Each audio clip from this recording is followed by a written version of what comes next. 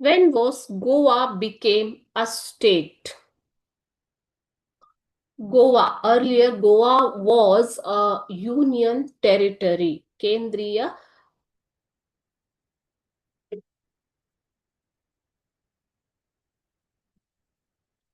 When was Goa became a state? Goa was union territory earlier. Okay, so till 1987, it remained as a union territory. After 1987, it became a state. Goa ಮೊದಲು ಕೇಂದ್ರಾಡಳಿತ ಪ್ರದೇಶವಾಗಿತ್ತು ಮಕ್ಕಳೇ. 1987ರವರೆಗೂ ಅದನ್ನ ಪ್ರತ್ಯೇಕ ರಾಜ್ಯ ಅಂತ declare ಮಾಡಿದ್ರು. Okay, so it became a state in 1987.